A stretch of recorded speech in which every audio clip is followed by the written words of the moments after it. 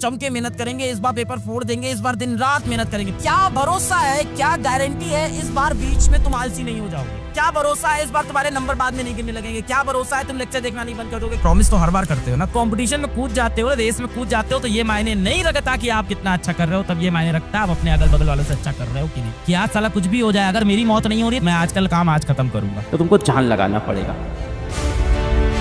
एक लड़का था, उसको एनडीए का इंटरव्यू देना था। केरल से निकला, देहरादून में था इंटरव्यू। बड़े गरीब घर का बच्चा था, पैसा भी नहीं था उसके पास, 18-19 साल का था। तो उसकी बहन ने बोला कि मैं अपना कंगन बेच देती हूँ और इससे जो पैसे आएंगे इससे टिकट करा के चले जाना। कंगन बेचने से इतने ही पैसे आए कि एक तरफ का टिकट हो पाया, और इंडिया में यदि आप सिलेक्ट हो जाओ तो आने जाने का आपको पैसा वापस मिले। तो उसको पूरा भरोसा था कि मुझे आने जाने का पैसा मिल जाएगा। उस बच्चे को पायलट बनना था, तो गया भाई देहरादून में एनडीए के इंटरव्यू में, वो रिजेक्ट हो गया। कॉमन सी बात है, बहुत टफ होता है। रिजेक्ट हो गया। जैसे ही रिजेक्ट हो, उसको लगा अपनी बहन को क्या मुंह दिखाएंगे, अपने पिताजी को क्या मुंह दिखाएंगे, कंगन बेच के यहाँ तक आए हैं, क्या इज्जत रहेगी हमारी। वो बच्चा चला गया पहाड़ की चोटी पे, और चोटी के नीचे थी गंगा नदी। और फिर उसके मन में वही ख्याल आया जो हम सबके मन में कहीं ना कभी तो आता ही है। मेरे मन में भी ऐसा क्या आता है, एक बार चोटी की तरफ जाए फिर पीछे चला जाए, क्योंकि डिसीजन लेना पड़ता है। जब वो ये सोच रहा था तो उसी टाइम वहाँ पे शिवानंद स्वामी आ गए इत्तेफाक से पहाड़ के ऊपर। तो शिवानंद स्वामी ने से पूछा कि बच्चा क्या कर रहे हो? तो रो पड़ा छोटा बच्चा 18-19 साल का, बोला कि साधु जी हमारे साथ ऐसा हुआ है, हम केरला से आए हैं यहाँ तक और बहन का कंगन बेच के आए हैं, अब क्या मुंह दिखाएंगे, हमको पायलट बनना था, हम पायलट नहीं बन पाए। क्या है तुम इधर आओ, चलो पहले हमारे साथ। तो उसको ले गए अपने साथ आश्रम में, बोले चलो खाना खाओ, रोटी खाओ, बढ़िया। क्या चलो अब सो जाओ, समय से रात हो गई, चलो सो जाओ।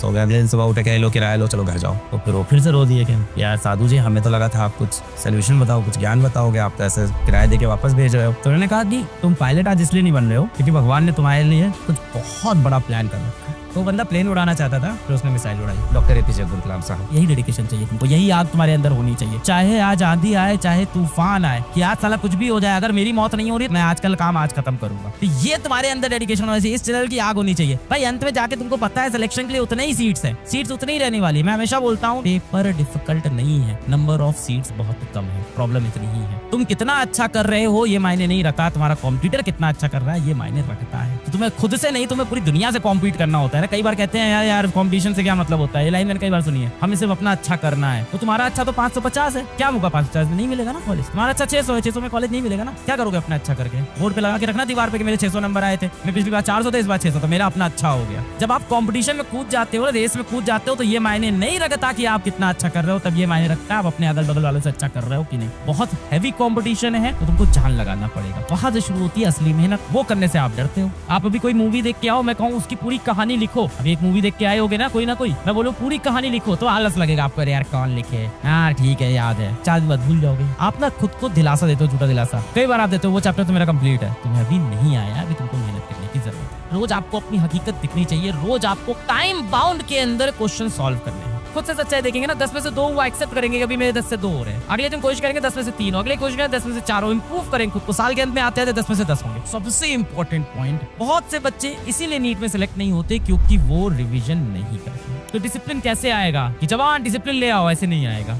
आपके सामने आपका शीशा होना चाहिए जो आपको रोज आपकी सच्चाई बताए। Maximum student fail because they are not able to complete the syllabus. पूरा सिलेबस ही नहीं कंप्लीट करते हैं, उनको पता ही नहीं होता उन्हें कौन सा टॉपिक आता है, कौन सा टॉपिक नहीं आता है, उन्हें पता ही नहीं होता ये कंपटीशन कहाँ चल रहा है। बहुत से बच्चे मैंने देखा है सिर्फ लेक्चर देखते हैं और सोचते हैं बहुत अच्छा चल रहा है। अरे पागल, एक इंसान ऐसा भी है जिसके सारे लेक्चर भी कंप्लीट है, सारे टेस्ट भी दे रहा है, डीपीपी भी सॉल्व कर रहा है, 4 बार रिवाइज भी कर लिया। तेरा कंपटीशन उससे, और तू सोचता है तेरे 10 में से 8 चैप्टर तैयार है, ठीक तो चल रहा है। तैयार के नाम, तुम्हारा तैयार का मतलब क्या होता है? तुमने उसके लेक्चर देख रखे हैं और नोट्स बना रखे हैं, रिवीजन तो दूर की बात है, तुमने पढ़ा भी नहीं है। और फिर खुद को झूठा दिलासा देते हो कि पहला चैप्टर मैंने पढ़ा तो था, है ना, पहला चैप्टर कब पढ़ा था? 4 महीने पहले पहला चैप्टर पढ़ा था, तैयार तो होगा ही मेरा। और खुद को दिलासा देते रहते हो, झूठी तसल्ली देते रहते हो, नहीं वो तो पढ़ा था, तैयार होगा। और फिर कब खोलते हो उसको जाके? तुम खोलते हो मार्च में, फिर अरे यार इसमें तो 10 दिन लगेंगे रिवीजन में, अभी गया वो चैप्टर भी तुम्हारा। तो सबसे ज्यादा इंपॉर्टेंट होता है अपनी ट्रू मिरर रिपोर्ट। कई बार हम लोग चाहते हैं ना हमारी सारी गलतियां हमारे घर वाले देखें, हमारा कोई भैया या दीदी देखे, जो रोज हमको फिर डांटता रहे उस बात के लिए, या किसी के सामने। जैसे मेरी ये चीज है, मुझे लाइफ में कुछ बहुत बड़ा करना होता है तो मैं जाके उसको अपनी दीदी को बोल देता हूँ मुझे ये करना है। तो मैं उसका 4 दिन अगर सो रहा हूँ ना तो फिर ताने मिलने लगते हैं मुझे, तुम तो कह रहे थे ये करोगे, तुम तो सो रहे हो। तो मेरे लिए वो मोटिवेटिंग है,